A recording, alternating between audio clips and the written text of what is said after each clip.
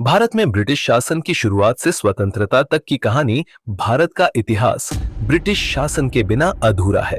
200 साल से अधिक समय तक भारत पर ब्रिटिश हुकूमत का कब्जा रहा, जिसने देश की राजनीति, समाज और अर्थव्यवस्था पर गहरी छाप छोड़ी। लेकिन सवाल यह है कि अंग्रेज भारत क्यों आए? उन्होंने भारत में अपना शासन कैसे स्थापित किया और आखिरकार उनके शासन का अंत कैसे हुआ? इस डॉक्यूमेंट्री में हम ब्रिटिश हुकूमत की शुरुआत से लेकर 1947 में स्वतंत्रता मिलने तक की पूरी कहानी को विस्तार से समझेंगे। 17वीं सदी के आरंभ में भारत कई रियासतों में बंटा हुआ था। मुगल साम्राज्य कमजोर हो चुका था और मराठा, सिख, राजपूत व आंध्र के निजाम जैसी कई शक्तियां उभर रही थीं। इसी दौरान 1600 ईस्वी में भारत कई रियासतों में बंटा हुआ था। में इंग्लैंड की महारानी एलिजाबेथ प्रथम ने ईस्ट इंडिया कंपनी को भारत में व्यापार करने की अनुमति दी। ईस्ट इंडिया कंपनी का मुख्य उद्देश्य मसाले, कपास, चाय और रेशम जैसे उत्पादों का व्यापार करना था। इन्होंने भारत के कई इलाकों में अपने व्यापारिक केंद्र स्थापित किए। 1615 में जहांगीर के शासनकाल में अंग्रेजों को सूरत में फैक्ट्री खोलने की अनुमति मिली।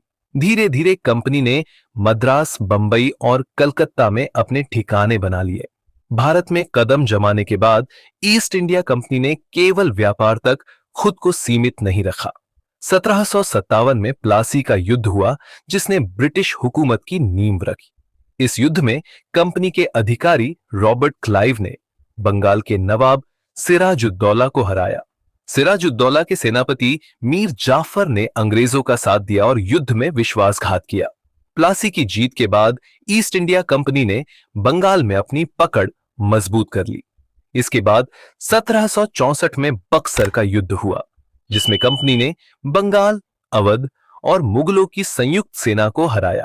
इस जीत के बाद 1765 में द्वैध शासन की शुरुआत हुई, जिसमें बंगाल की सत्ता तो भारतीय शासकों के पास थी, लेकिन कर संग्रह और प्रशासन की शक्ति ईस्ट इंडिया कंपनी के हाथों में थी। अंग्रेजों का मकसद केवल व्यापार करना नहीं था। उन्होंने धीरे धीरे भारतीय राज्यों को आपस में लड़ाकर या सीधे लड़ाई करके अपने साम्राज्य का विस्तार करना शुरू किया। उन्होंने फूट डालो और राज करो की नीति अपनाई। कंपनी के पास उस समय एक संगठित सेना थी जो आधुनिक हथियारों से लैस थी।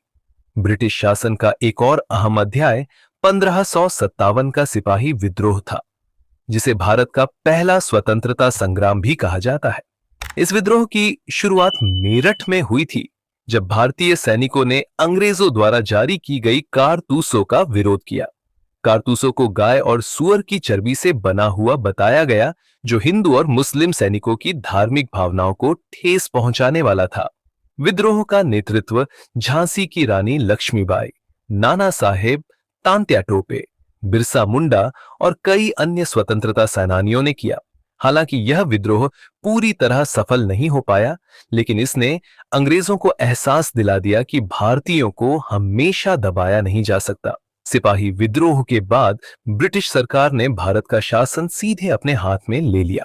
1958 में क्वीन विक्टोरिया ने घोषणा की कि अब भारत ब्रिटिश साम्राज्य का हिस्सा होगा और गवर्नर जनरल की जगह वायसराय नियुक्त किया गया।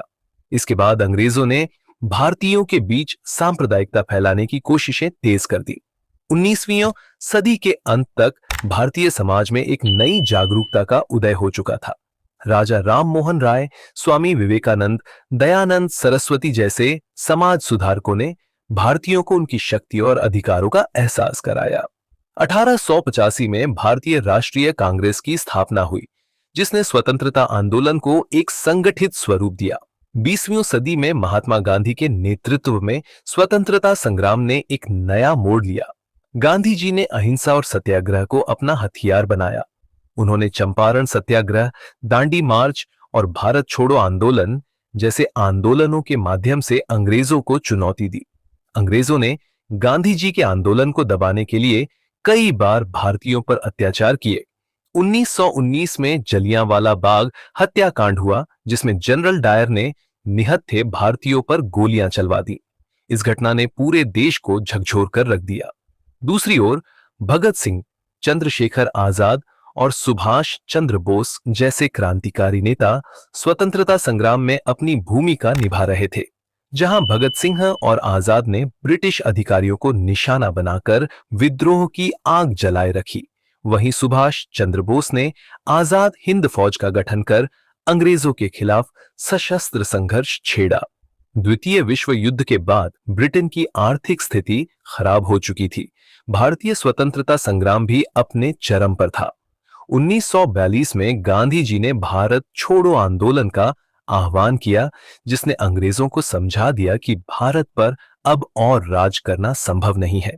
15 अगस्त 1947 का दिन भारतीय इतिहास में स्वर्णिम अक्षरों में लिखा गया।